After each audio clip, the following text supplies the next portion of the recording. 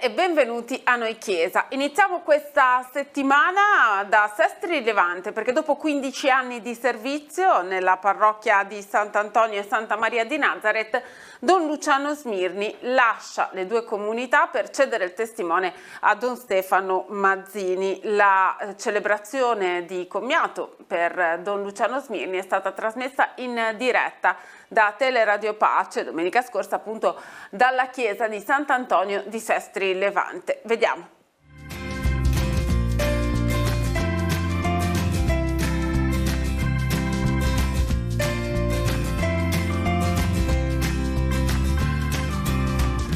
L'esempio di un prete che ha amato la gente, che ha voluto essere proprio vicino a tutti, particolarmente un prete che ha saputo essere accogliente nei confronti dei poveri. È stato un abbraccio affettuoso quello che la comunità di Sestri Levante ha voluto riservare a Don Luciano Smirni, che dopo 15 anni alla guida delle due parrocchie del centro cittadino, Sant'Antonio e Santa Maria di Nazareth, ha lasciato per sopraggiunti limiti di età.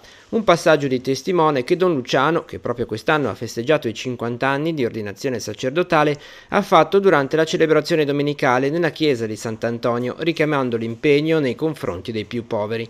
Domenica prossima alle 9:30 farà il suo ingresso accompagnato dal vescovo Monsignor Stefano Mazzini, vicario della diocesi, una comunità molto cambiata in questi anni, chiamata adesso ad uno sforzo nella condivisione per ritrovare la bellezza dell'annuncio del Vangelo. In questi 15 anni la comunità si è pian pianino assottigliata, in quanto alcuni sono andati in paradiso, i giovani man mano si sono spostati in altre città o verso l'entroterra, e la comunità è diventata ancora un po' più piccola, ha preso sempre più l'aspetto di una comunità destinata all'accoglienza di quelle persone che vengono per la vacanza. C'è stata perciò particolarmente cura della liturgia domenicale per essere proprio una chiesa accogliente per loro. C'è stata un po' meno la possibilità di una vita di comunità con catechesi per i bambini, catechesi per gli adulti, che man mano sono state attività che abbiamo un po' dovuto abbandonare. Ecco, a volte magari è ancora più difficile cogliere questo in un contesto turistico, magari di benessere, di ricchezza, avere attenzione anche per le situazioni di fragilità, forse è ancora più complicato in questo contesto.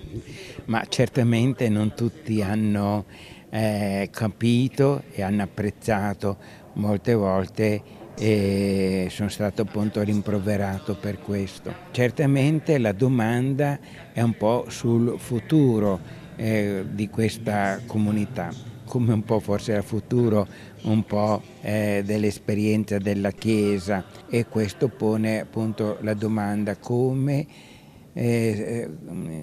cogliere la missione che Gesù ci ha affidato di annunciare il Vangelo. Forse non basta annunciarlo nella modalità con cui l'abbiamo fatto sempre, occorre trovare modalità nuove, capaci di intercettare le domande degli uomini di oggi. A mio avviso questa è la sfida con la quale mi sono confrontato e che riguarderà sempre più chi viene dopo di me. Al termine della celebrazione, trasmessa in diretta su Teleradio Pace, c'è stato anche un momento di festa sul piazzale.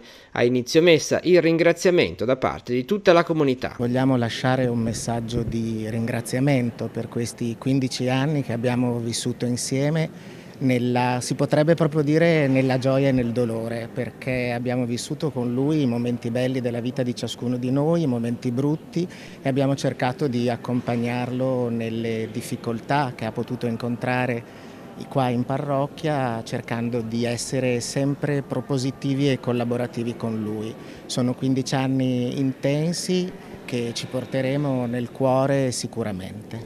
Che momenti ricordate di questi 15 anni? C'è un episodio, un qualcosa che vi è rimasto? Allora, io ho nel cuore davvero il suo ingresso, dove si è vista proprio la gioia di Don Luciano di ritornare in una chiesa, in una parrocchia che lui ha tanto amato e ama tanto. e sicuramente quest'anno l'occasione dei 50 anni del suo sacerdozio, che abbiamo cercato di festeggiare in maniera adeguata, ma con quella semplicità e quella tranquillità e serenità che lui ci ha sempre insegnato. Don Luciano per me è stato un padre, un pastore che mi ha guidato, perché io sono arrivato qua in Liguria un mese dopo che è arrivato Don Luciano in parrocchia, quindi mi ha aiutato nel discernimento, a completare il discernimento del diaconato, e ci ha accompagnato come padre per la coppia e il matrimonio, e mi ha aiutato anche a capire come mettere insieme a piccoli passi il mio ministero. Ci ha aiutato a capire delle dinamiche diverse, di concepire Dio in modo diverso, non un Dio padrone ma un Dio che si fa servo per amore, un Dio che si fa presente in mezzo a noi. Come la comunità sta vivendo questo momento di passaggio? Da una parte con apprensione, perché gli manca l'appoggio che Don Luciano ha dato per tanto tempo, per tanti anni, per 15 anni, e in attesa di non sa chi verrà e che cosa succederà quando il nuovo pastore entrerà nella comunità.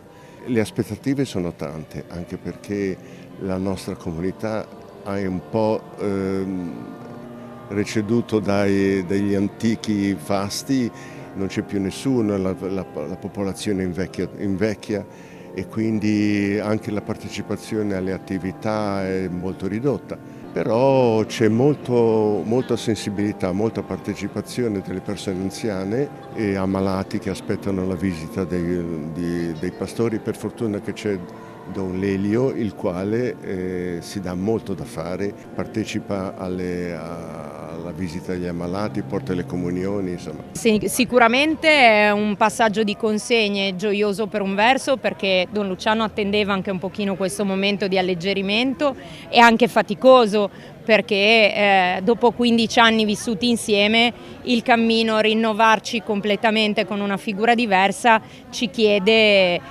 sicuramente un cammino nuovo. Ecco, personalmente come famiglia siamo nati insieme a Don Luciano, nel senso che è lui che era presente al nostro matrimonio, è lui che ha battezzato i nostri figli, che gli ha dato la prima comunione e che ci ha accompagnato in questi anni, e siamo sicuri che continuerà ad accompagnarci con la sua amicizia, col suo affetto e con la sua presenza.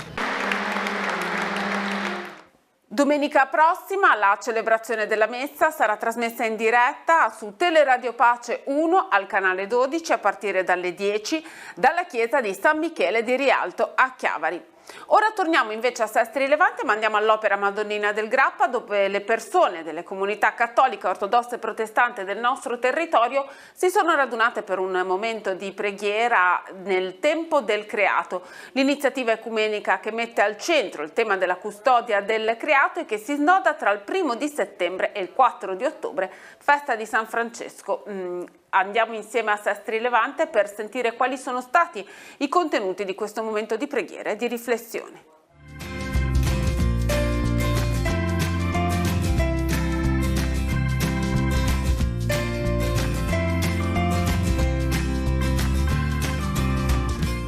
Gli stili di vita, le scelte industriali, una consapevolezza anche oggi troppo anacquata delle conseguenze sul lungo periodo di scelte compiute in anni nemmeno troppo lontani. Le persone cristiane del territorio del Tigullio hanno portato il disequilibrio del nostro mondo al centro della preghiera ecumenica all'Opera Madonnina del Grappa di Sestri Levante, un momento preparato da cattolici e protestanti insieme sulla base dei testi proposti dalla comunità Laudato Si per questo appuntamento. Mi sento di dire che non si può dire che questo non ci riguarda. A volte quando si tratta di temi anche come questo, no? Uno dice vabbè, ma intanto sono quelli là che inquinano, sono quelli là che fanno, e invece sapere che nella tua scelta del detersivo banalmente puoi fare qualche cosa, puoi parlarne con gli altri e puoi mettere in comune il tuo amore per la natura anche nella gestione dei rapporti, nelle scelte banalmente della convivialità, e questo, ecco, ci fa dire veramente grazie al Papa Francesco che che ci ha messo in cuore questo tema enorme che ci riguarda tutti e che è l'eredità che noi lasciamo ai nostri figli.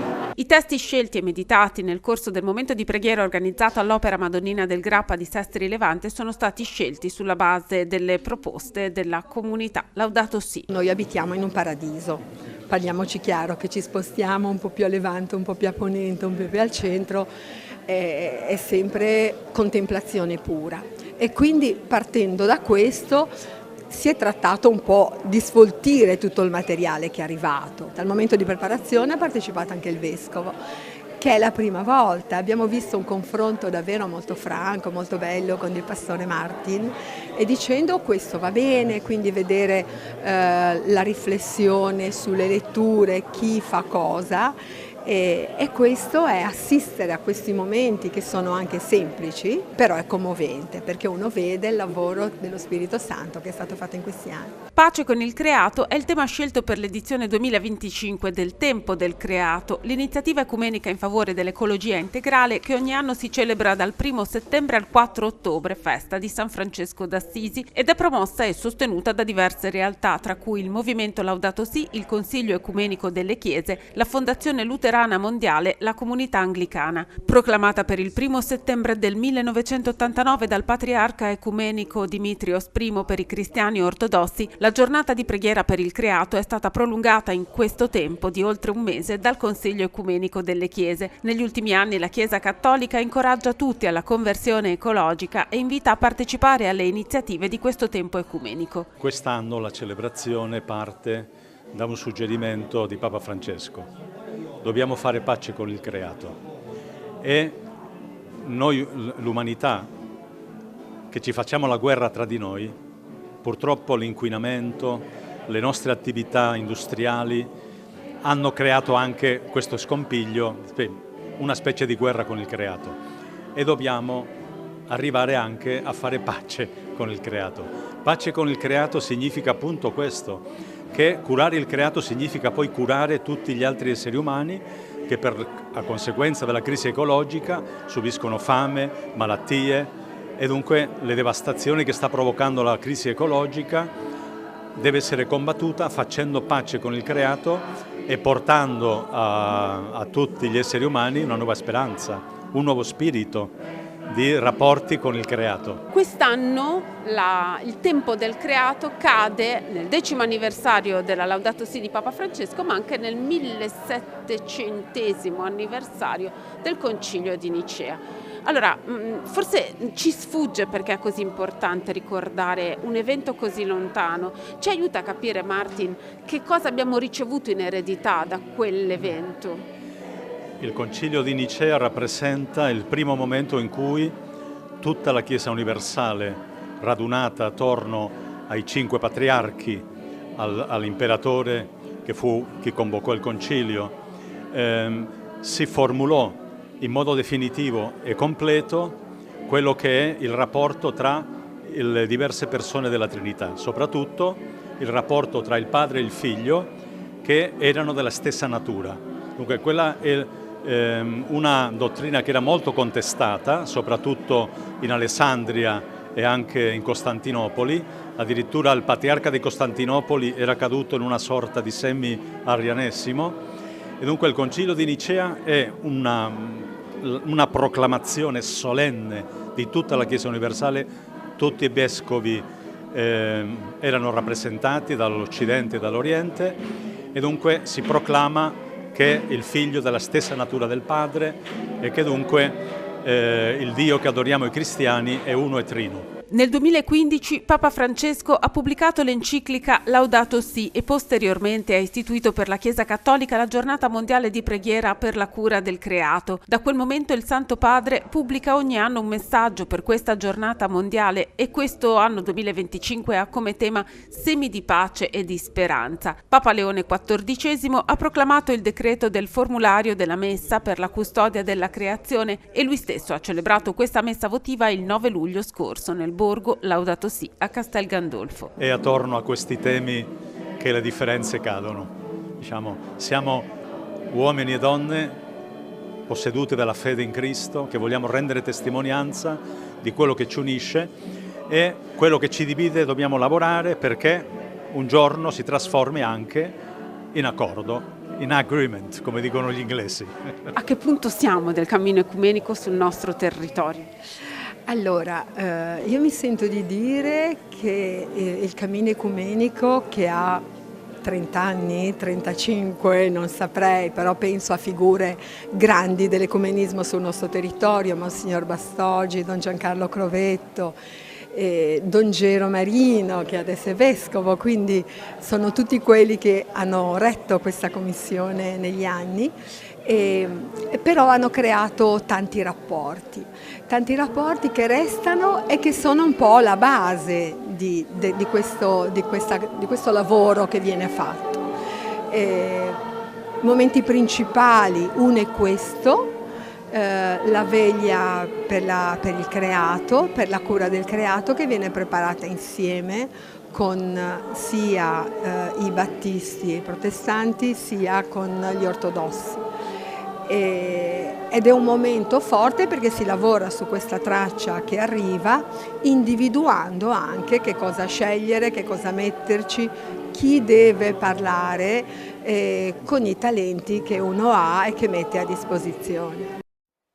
E restiamo nel Sestrese perché le 3 comunità della zona pastorale di San Bartolomeo, Riva e Trigoso hanno voluto suggellare il 3° anno dall'inizio del loro cammino comune, riprendendo un gesto in realtà molto antico, quello del pellegrinaggio in mare tra Punta Manara e Punta Baffe, un pellegrinaggio che ha portato i fedeli delle comunità accanto alle immagini di Maria che sono sistemate proprio in queste 2 zone protese verso il mare, a ricordare quanto le comunità siano legate alle loro tradizioni marinare. È stata anche l'occasione per una sosta allo scoglio dell'Assò, in qualche modo si sono toccati i luoghi più cari, i luoghi marinari più cari alle 3 comunità, e nell'ultima sosta, quella allo scoglio dell'Assò, c'è stata la possibilità di ricordare nella preghiera tutti i caduti nel mare. Vediamo.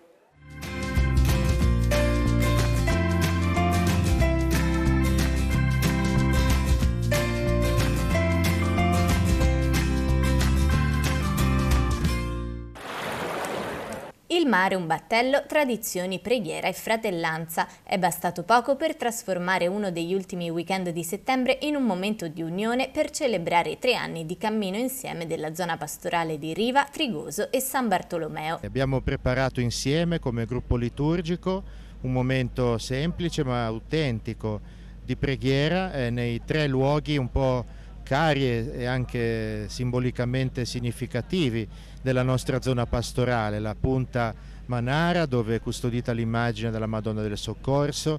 Abbiamo raccolto un po' dalla tradizione appunto di questa festa nella parrocchia di San Bartolomeo, questo andare in mare, la Madonna della Punta come la si chiama ogni 5 anni.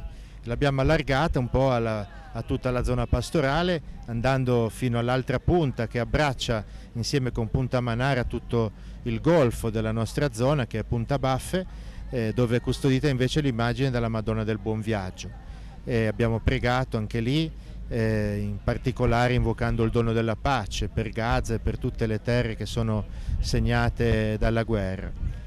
Poi ci siamo fermati vicini, molto vicini tra l'altro allo scoglio dell'Assò, che è circa a metà tra Punta Manara e Punta Baffe, e lì abbiamo ricordato i defunti in mare, sia i pescatori e i naviganti che hanno lasciato la vita qui nel nostro mare nei secoli e negli anni anche passati, ma anche un po' tutte quelle persone migranti che sappiamo in questi anni appunto hanno trovato la morte nel mare quando cercavano invece di trovare vita uscendo da situazioni di fame, di guerra. Abbiamo ascoltato proprio lì alcune parole molto forti e belle di Papa Leone pronunciate in un videomessaggio molto recente agli abitanti di Lampedusa, invocando appunto contro la globalizzazione della impotenza, come si è espresso lui, la cultura della riconciliazione, mettendosi proprio in scia a quanto aveva detto proprio a Lampedusa nel suo primo viaggio apostolico Papa Francesco, contro la globalizzazione della indifferenza, la cultura dell'incontro. Ecco, incontro e riconciliazione ci sembrano parole molto importanti e anche molto mariane nel costruire e invocare pace oggi. Un'occasione che ha ripreso un'antica tradizione, il pellegrinaggio in mare su un battello da 150 posti. È un pellegrinaggio che non nasce oggi, ma nasce dal passato, perché un tempo con le imbarcazioni, con i gozzi, con le semplici barche si partiva dalla spiaggia di Ponente e si andava a pregare la Madonna del Soccorso. È un pellegrinaggio che è legato alla nostra parrocchia, che ora è diventato un pellegrinaggio della comunità di San Bartolomeo, di Riva e di Trigoso, ed è bello poterlo riprendere perché è un segno di legame con le tradizioni, con la fede e con le persone che ci hanno preceduto. Mi ricordo quando da bambina si faceva questa bella manifestazione ogni 5 anni, è bello che si sia ripresa questa tradizione. Questo pellegrinaggio è anche significativo perché ricordo dopo 3 anni che abbiamo la zona pastorale e questa festa qui tutti insieme è molto significativa perché pregando insieme Maria riusciamo a essere anche più uniti e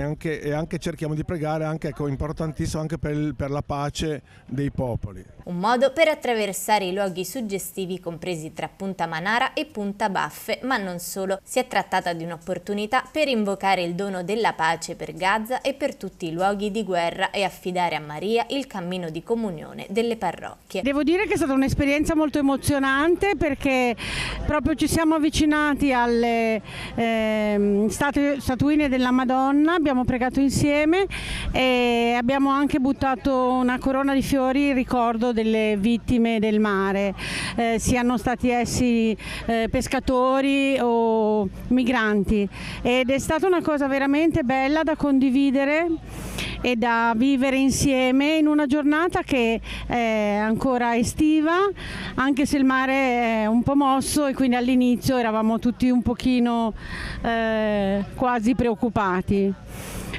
Consiglio a tutti questa esperienza, spero che si ripeta perché veramente ho sentito comunione e ho sentito anche vicinanza con tutte le persone che sono diventate vittime del mare. Ecco.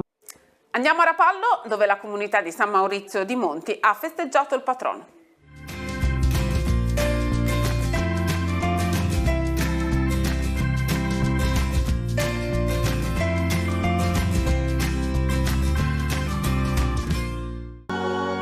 Come molte frazioni collinari del nostro entroterra, anche la comunità di San Maurizio di Monti a Rapallo si anima in occasione della festa patronale.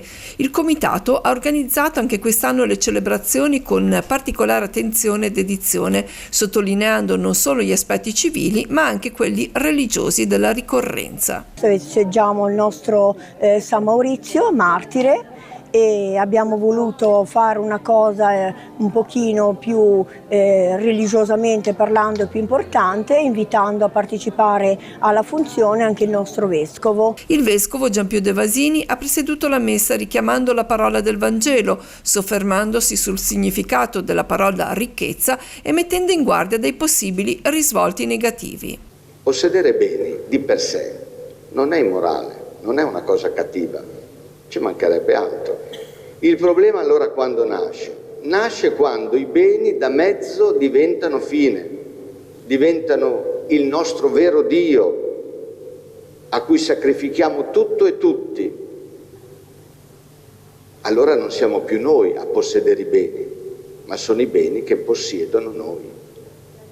L'antidoto all'avidità è la condivisione, ha spiegato il vescovo, quella che è sempre auspicabile nelle relazioni umane e che anche nel piccolo borgo di San Maurizio di Monti i residenti vivono proprio in occasione delle feste patronali.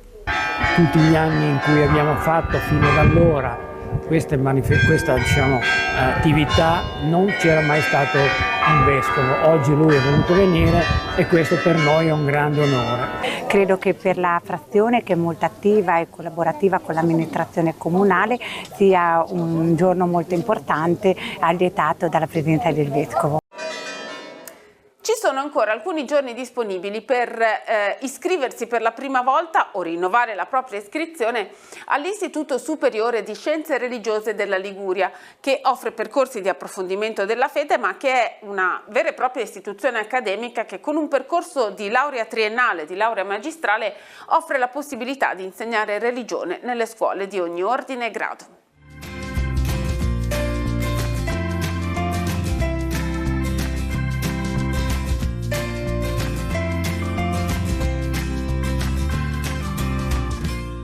Inizia martedì 30 settembre il nuovo anno accademico dell'Istituto Superiore di Scienze Religiose della Liguria, che ha sede centrale a Genova, al piano terra e al primo piano di Villa Serra, e ha 2 poli di formazione a distanza ad Albenga, nei locali dell'ex seminario in via Galilei, e a La Spezia, nei locali dell'ex Istituto di Scienze Religiose di via Malaspina. Anche per il nuovo anno accademico si prevede di confermare i numeri degli anni precedenti, ossia fra i 20 e i 30 nuovi iscritti. Siamo cristiani e la teologia è lo studio della nostra fede, per cui sì, è una passione la teologia. Tanti vengono qui anche iniziando dicendo voglio approfondire la Sacra Scrittura, forse perché non ho sentito più parlare, poi scoprono che esistono altre materie, la teologia dogmatica, la teologia morale, e si appassionano. Non è raro che uno cominci con un corso come uditore e poi scelga di frequentare più corsi o addirittura il corso completo. Qual è l'impegno? Cerchiamo di far capire come e dove si frequenta. L'impegno, se uno vuole frequentare il corso completo, è quello paragonabile ad un'università. È un corso 3+2, laurea triennale più laurea biennale. Noi abbiamo compattato le lezioni per agevolare gli studenti lavoratori in 3 pomeriggi alla settimana. Si può frequentare o nella sede di Genova o nel polo di La Spezia o nel polo di Albenga. Questo diciamo è. Però evidentemente, siccome appunto tanti frequentano per passione, noi cerchiamo di venire incontro alle esigenze di tutti, diluendo il piano di studio, permettendo di frequentare pochi corsi, da chi frequenta un corso all'anno a chi si laurea in 5 anni anziché in 3 o in 6 anni anziché in 3. Ecco. Mediamente questo è anche il numero dei laureati ogni anno, anche se spesso il tempo per concludere il ciclo di studi è lungo, perché molte sono le persone che frequentano l'istituto per passione o alternandolo al lavoro. La percorrenza lunga che ha citato lei, io lo trovo un vantaggio, un pregio, perché significa che uno ha più tempo per assaporare e più tempo per essere accompagnato nella sua passione per la teologia. È faticoso seguire le lezioni con la didattica a distanza? La didattica a distanza è un punto delicato, non so, un po' come al pari dello smart working, non si capisce bene se sia una cosa positiva o negativa. Nella mia esperienza la didattica a distanza, se uno studente è molto motivato, è uno strumento potente, uno segue da casa mettendo le lezioni negli interstizi tra le sue varie attività. Tuttavia la frequenza in presenza fisica è insostituibile perché permette di creare legami con i docenti, con gli altri colleghi che alla lunga ti incoraggiano in un cammino che altrimenti rischia di essere un po' faticoso, un po' alienante se fatto soltanto a distanza. Il Dicastero per l'Educazione Cattolica ci ha dato delle indicazioni, che significa il 30% massimo delle lezioni a distanza, un giorno su 3. Si discute nel nostro ambiente se sia una formula equilibrata. Pensando alla Liguria, indubbiamente un punto critico, ma penso anche per l'università statale, siano le distanze e una linea di trasporti, una rete di trasporti non certo ottimale, per cui i miei studenti più lontani possono metterci anche ore per arrivare sui poli, che sono cose inimmaginabili, ecco, in un istituto che desidera essere sul territorio e non localizzato al centro. Per le nuove immatricolazioni al primo anno è concessa una proroga fino al 27 di ottobre. Gli immatricolati al primo anno del corso di laurea devono consegnare di persona la modulistica e la documentazione alla segreteria di riferimento. Per gli immatricolati al primo anno del corso di laurea magistrale è sufficiente la sola domanda di iscrizione. Per i rinnovi di iscrizione al secondo e al terzo anno del triennio e al secondo del biennio di specializzazione è necessario compilare il rinnovo online. Molti si iscrivono per passione, molti scelgono questo percorso per diventare insegnanti di religione. Quello che posso dirle è che la richiesta resta sempre molto alta e che i laureati dell'Istituto Superiore non riescono a soddisfare alla richiesta in generale, vorrei dire su tutto il nord Italia. Evidentemente dipende da diocesi a diocesi, però noi abbiamo anche studenti che in via eccezionale cominciano ad insegnare qualche supplenza proprio perché la richiesta è estremamente superiore all'offerta. È comunque un titolo di studio a suo modo riconosciuto dallo Stato. Il processo di omologa del titolo purtroppo si è fermato all'ultimo chilometro, per cui aspettiamo un decreto applicativo, però attualmente si può comunque far riconoscere la laurea quinquennale come un titolo di studio, una laurea, insomma, vera e propria. L'istituto cura la formazione anche per diaconi permanenti e catechisti, ma anche per credenti che desiderano approfondire le ragioni della fede. Quali sono le materie che consiglia per chi inizia un percorso? Sicuramente la teologia fondamentale, che è una sorta di introduzione ragionata alla teologia, ma si studia anche i fondamenti della nostra fede, che cos'è la rivelazione, l'esistenza di Cristo, tante cose. L'introduzione alla Sacra Scrittura, in cui si fa una panoramica di tutta la Bibbia, e l'introduzione alla teologia morale, in cui si vede che cos'è questa materia di cui tutti parlano e nessuno la conosce bene. E poi, se uno ha interessi settoriali, abbiamo corsi che riguardano la musica, la scienza, l'ecologia, il teatro, il cinema, insomma, possiamo soddisfare anche tante curiosità per gli interessati. Molti poi scelgono invece di seguire sistematicamente tutti i corsi di scrittura, Pentateuco, scritti ai profeti, sapienziali, insomma, quello che ritengono, facendosi così una cultura biblica piuttosto approfondita. Ora andiamo nello Spezzino ed in particolare nelle Cinque Terre.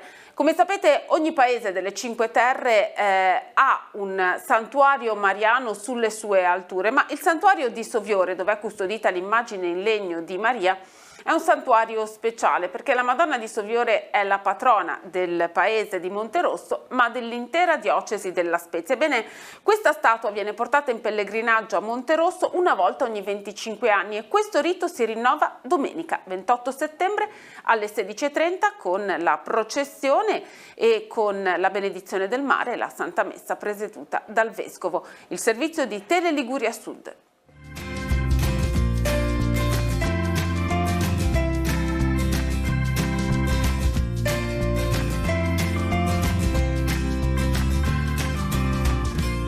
Don Alberto, tra pochi giorni inizierà per Monterosso una settimana davvero di festeggiamenti. È un giubileo all'interno del giubileo, possiamo dire così.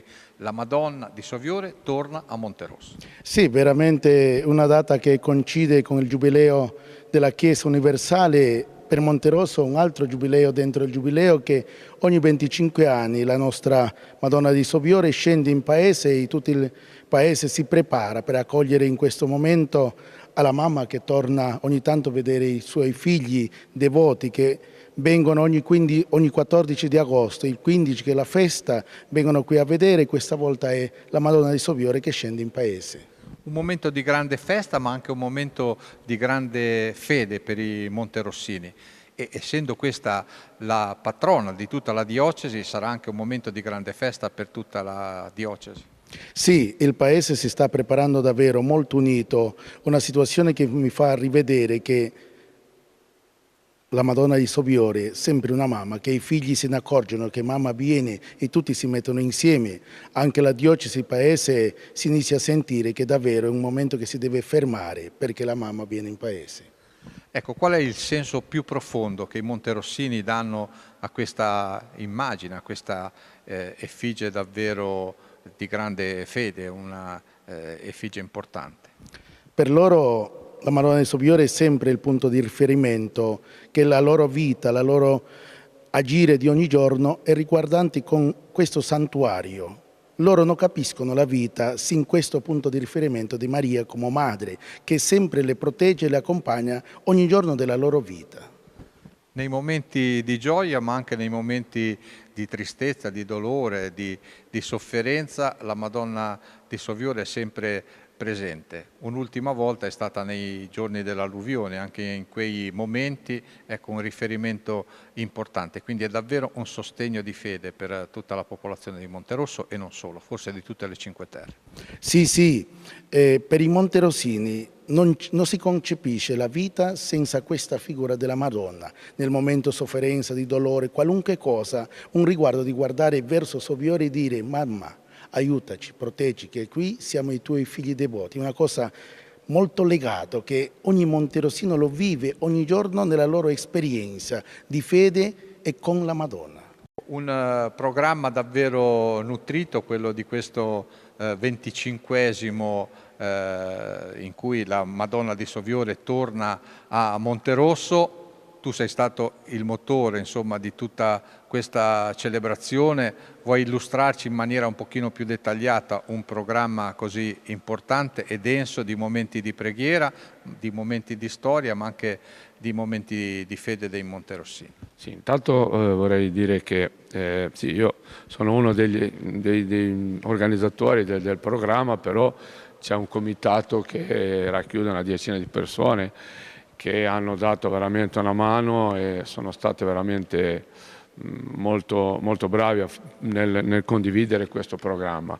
Quando abbiamo pensato a questo programma, appunto, volevamo innanzitutto coinvolgere naturalmente tutto il paese, però volevamo fare di questo evento una cosa eccezionale, cioè che rimanga nella mente di tutti i monterossini e non solo. È un programma che racchiude tantissime cose, si spazia appunto dai momenti di meditazione religiosi a vari concerti, ci sono anche addirittura dei momenti di stare insieme con le persone, ecco, per cui ci sarà anche una cena in piazza tutti insieme, uno seduto vicino all'altro, per condividere appunto un momento di compagnia, ecco.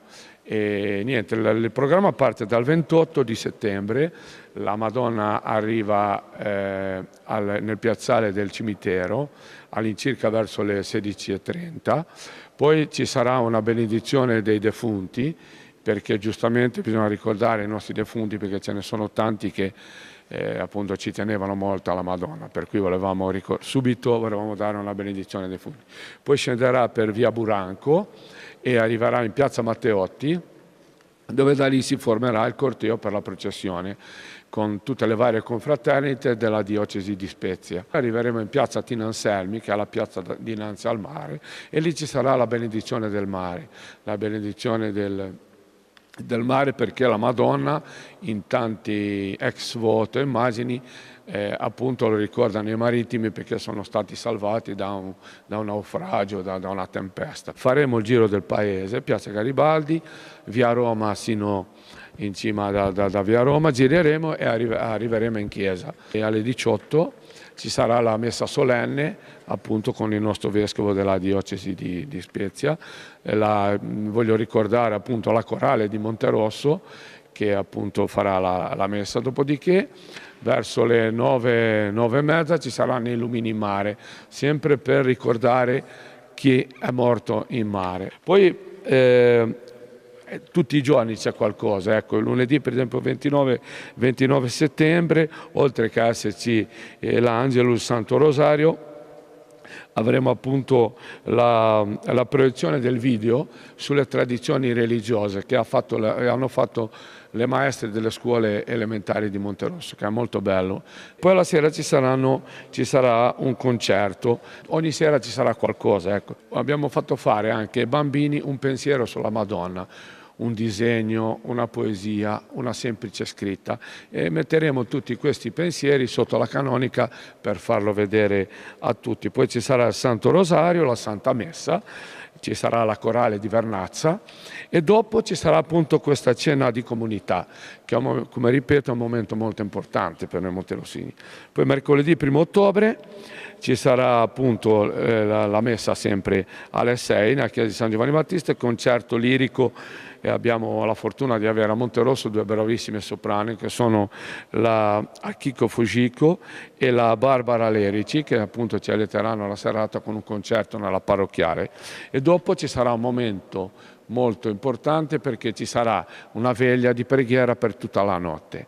E appunto chi vorrà venire in chiesa per tutta la notte potrà pregare la Madonna. Il giovedì 3 ci sarà una processione che partirà dalla chiesa, la nostra parrocchiale, la chiesa di San Giovanni Battista, e farà tutto via Fegina e arriverà alla chiesetta di Santa Maria Nascente a Fegina. Qua ci sarà la partecipazione delle confraternite del Tigullio con i loro bellissimi crocifissi. E anche lì allietata dalla banda alla Monterossina.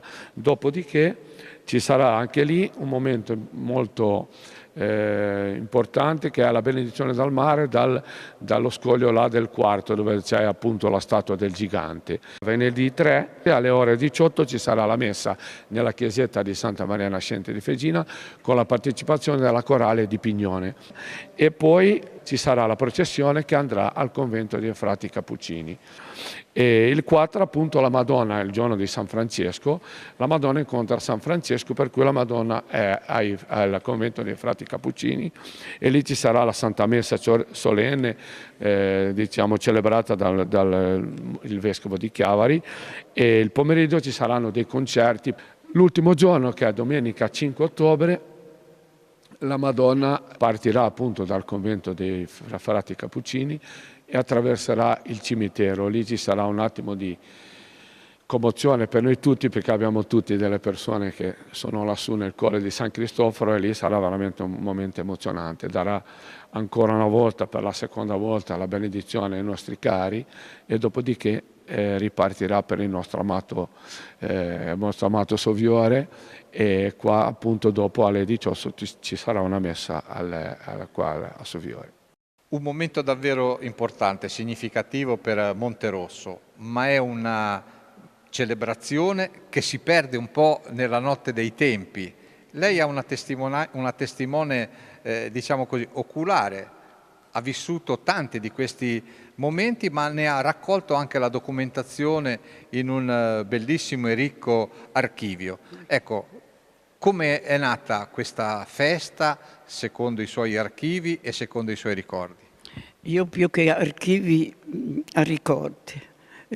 Io nel 49 ero una bimba, ricordo bene tutto l'entusiasmo che c'era, capirà dopo una guerra vissuta e sofferta, può immaginare lei come si aspettava a Monterosso la Madonna di Soviore. Vedevo stamattina una fotografia di quel tempo, lo voglio sottolineare, è arrivata a Monterosso coperta di ulivo, la pianta d'ulivo, guardi come noi abbiamo desiderato quel momento, un momento di pace, un momento di serenità. Io che ero bimba la porto nel cuore questo momento qui, perché insomma ero bimba, le cose vissute da bimbo poi si portano veramente nel cuore. Io lo dico sempre ai miei bambini con modo di incontrarlo, che vivete la gioia, questo momento di fede, perché è il momento più bello. Guardi, i bambini di Monterosso, adesso vado fuori alla domanda che mi ha chiesto,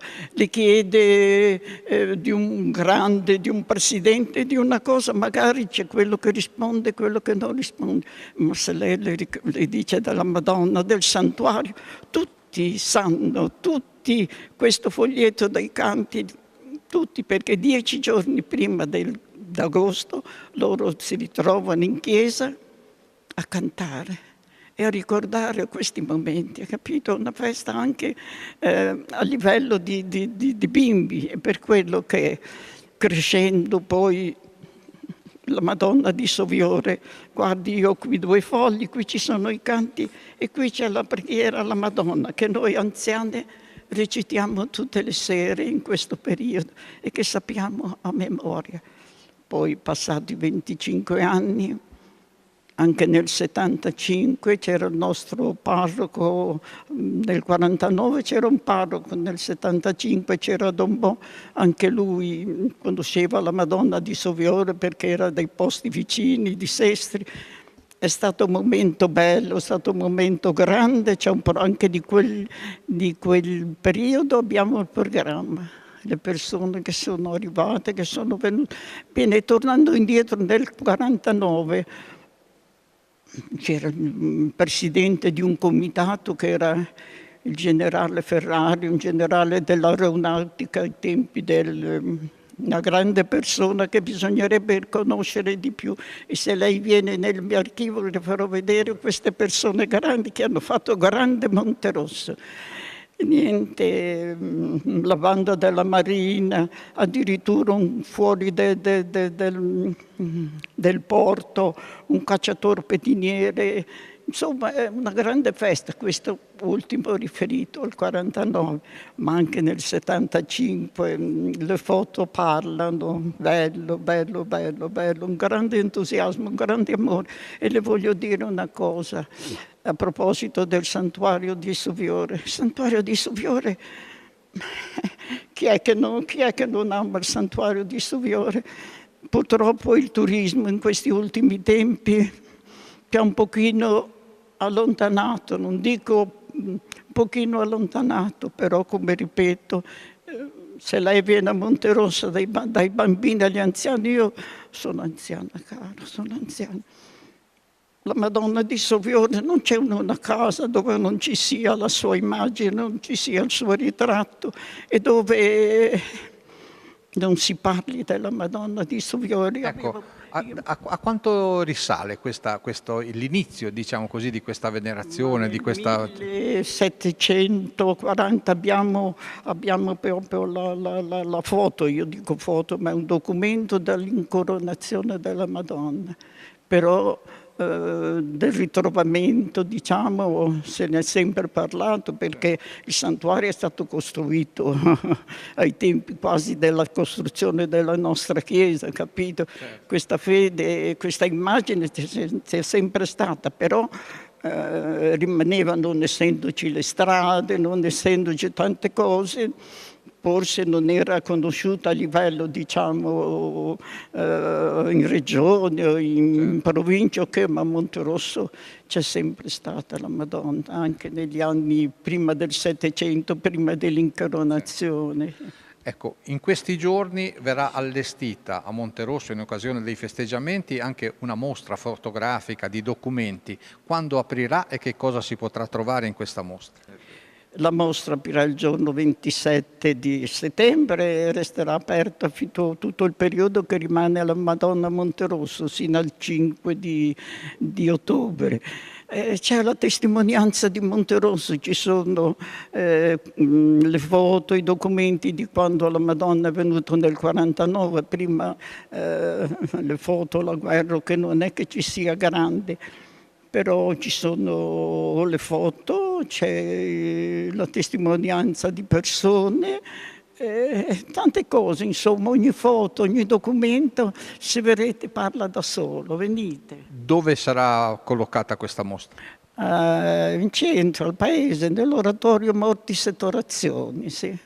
Padre Renato, parlare di fede, di momenti liturgici senza avere i cappuccini come protagonisti a Monterosso non è possibile. Ecco, un legame davvero che nasce nel tempo, molto lontano, e che continua ancora oggi con grande sentimento.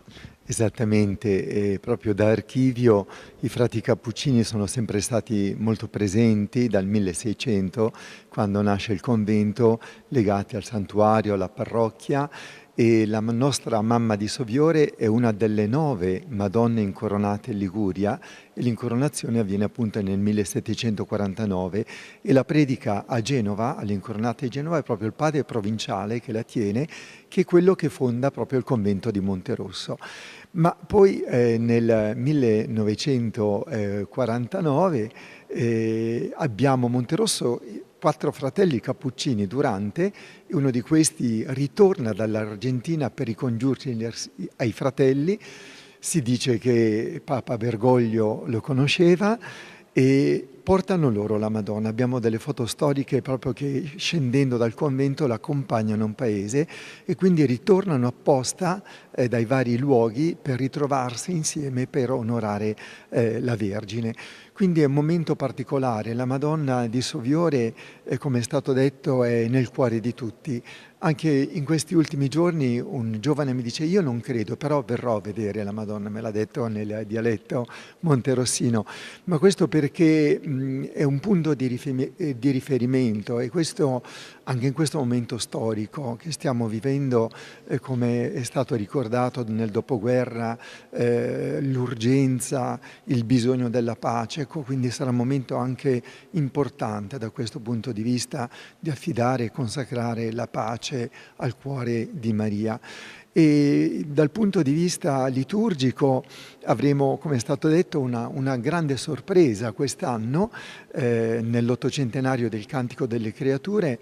Avremo da Assisi scortata la reliquia del cordone di Francesco. Francesco viene a onorare Maria. Francesco che ama Maria, e l'avremo proprio nell'occasione del 3 ottobre, quando la Madonna arriverà da Fegina, e ci sarà una veglia apposita e tutta la notte lasceremo la chiesa aperta per chi volesse continuare la preghiera dopo la veglia. E dal punto di vista storico i frati mi raccontavano che ricordano quando arrivavano i vascelli passati il Mesco, a salve sparavano delle cannonate per salutare la Vergine. Quindi ecco, è sempre stata per tutti un punto di riferimento, la Madonna qua su dal monte che protegge tutti. Prima si è accennato all'alluvione, ecco, in quel momento io ero presente e ricordo quante persone mi hanno testimoniato: la Madonna ci ha salvato, perché potrebbe essere stato peggiore il momento e l'avvenimento, sarebbe stato un momento tragico, e qualcuno proprio testimonia che ha pregato fortemente, intensamente, con fede la mamma di Soviore. E questo per tante situazioni, tante famiglie che si rivolgono. L'ultima testimonianza che porto nel cuore è recente. Un nonno, noi frati Cappuccini abbiamo gestito gli ultimi 3 anni il santuario, un nonno è venuto a piangere, anziano, per il suo nipotino che non parlava. E lui proprio ha pianto qui ai piedi di Maria, e poco dopo il nipotino ha cominciato a parlare, quindi mi ha confidato questa cosa, vuole mantenerla un po' nel silenzio e nel segreto, ma ecco, mi sento di dirla perché veramente la Madonna continua a essere presente e continua a toccare il cuore di tutti. E ecco, i frati, anche prima di andare via, hanno voluto restaurare il portone come porta santa giubilare, quindi un giubileo nel giubileo, come abbiamo detto. Anche nel 2018 abbiamo avuto l'onore straordinario di averla per il 400° dell'anniversario del convento, quindi è amata, è venerata, e quindi è un punto di grande riferimento per Monterosso e dintorni, ma anche per tutta la Liguria. È conosciuta, e poi Monterosso ormai è patrimonio UNESCO, per cui questo evento raggiungerà il mondo, perché chi viene a Monterosso, chi viene a Soviore, i vari turisti che visitano le nostre chiese, comunque vanno via con un ricordo molto bello, un'immagine sacra, un'immagine che porta spiritualità, e molti turisti quando arrivano dicono: ecco, andiamo via con un'immagine che mai ci saremmo aspettati, di pace e di serenità. E poi è patrona della diocesi. È patrona della diocesi, quindi il nostro vescovo inizierà proprio con l'accoglienza e terminerà con la benedizione di Francesco, e come è stato detto avremo il vescovo De Vasini, un cardinale, quindi c'è fermento, c'è gioia, c'è entusiasmo, c'è unità, c'è davvero qualcosa che unisce storia, tradizione, cultura e fede, e questo vorremmo che non andasse mai perso e continuasse. Grazie, pace e bene a tutti. Terminiamo così il nostro appuntamento settimanale con Noi Chiesa, ci rivediamo la prossima settimana.